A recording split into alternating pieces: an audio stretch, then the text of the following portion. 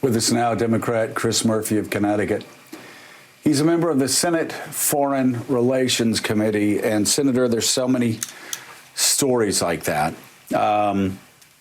This is a virus that really strikes young and old, Republican and Democrat, conservative and liberal. I know there are a lot of people in the fringe media that are trying to turn this into some sort of wedge issue, but the overwhelming number of Republicans and Democrats alike see this the same way, as a dangerous pandemic that requires social distancing, requires them to move forward safely. And yet the president keeps going against his own guidelines. Yeah, I mean, experts yesterday revised upward the expected number of Americans who will die by this summer. We're looking at somewhere around 90,000 Americans. And as that piece points out, you know, this isn't just frail elderly. These are 30-year-olds and 40-year-olds who are healthy with children who are losing their lives. And, you know, what a lot of us who have been around the gun violence epidemic know is that when someone's life is cut short unexpectedly, there are, on average, 10 to 20 other people who experience a diagnosable trauma because of that death. And so what we have to understand is that the ripples of this epidemic are going to be endless. You are going to have mental health issues that are going to be with us for years and years that we're going to have to take care of as a country. And so it's really hard to get your head wrapped around how big this tragedy is when 90,000 people disappear from the United States unexpectedly in a period of 6 months. And yes, of course, the only way that you can get past this is with social distancing, but also with technology, because in order for us to open the economy while the virus remains at lower levels, you are going to have to be able to do the kind of testing and tracing and quarantining necessary to stop the virus from coming back. So it's both sticking with these social distancing guidelines until the experts say it's okay to open back up, but it's also investing in the technology that will allow us to open up, hopefully sometime this summer. Senator Murphy, it's Willie Geist. Good to see you this morning. I know that you're co-sponsoring legislation for transparency in the supply chain, the medical supply chain.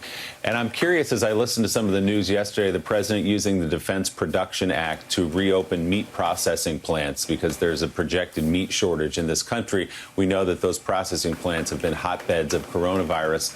Why he's been unwilling then to use the Defense Production Act for things like getting medical supplies where they need to go, ramping up testing, having a national program. He's willing to use it in certain cases, but not on these big questions that might actually expedite testing and help us get our arms around it. Why do you suspect that is? Well, today, 47 of us in the Senate, 46 of us in the Senate, I think, are introducing legislation that would require the president to use the Defense Production Act to dramatically ramp up the number of swabs, the number of testing cartridges, the number of masks that we're making in the United States. Your question is a good one. Why has the president not done this? He's done it in dribs and drabs. He's used the Defense Production Act for a small order here or a small order there.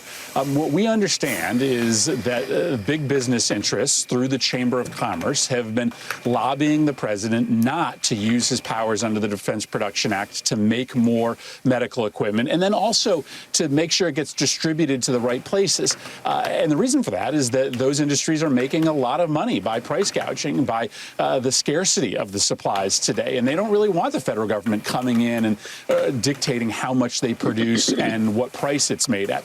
The Defense Production Act would allow these manufacturers to still make a profit. We just don't want them to make an outrageous profit over life and death. And so our legislation would require more production, but also, as you mentioned, require transparency, require the president to explain exactly how many swabs do we need and how many can be produced in America and where are they going.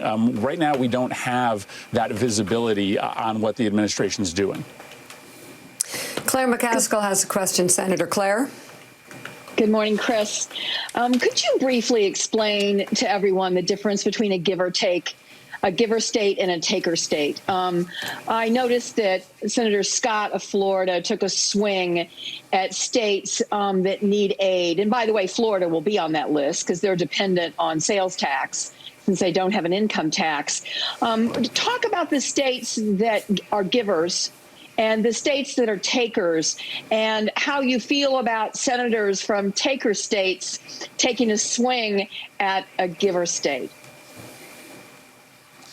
So, when you and I were in the Senate voting on disaster assistance packages, we never stopped and asked ahead of time who those states voted for president. If there was a disaster, a hurricane or a tornado, we stepped up and made sure those states had the resources necessary to respond to those disasters. Now, all of a sudden, Mitch McConnell is suggesting that he doesn't really think that we should help states like Connecticut or New York keep our citizens alive because we are, quote, blue states, unquote.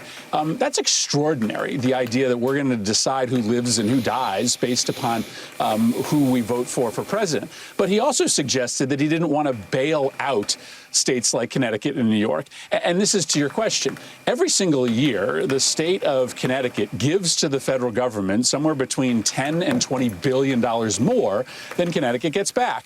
And you know what? We're generally happy to do that. We have a lot of citizens in Connecticut who have done very, very well. And we understand that we are going to give more to the country because folks in Florida or Kentucky who don't do as well need to be able to provide their citizens with health care and preschool.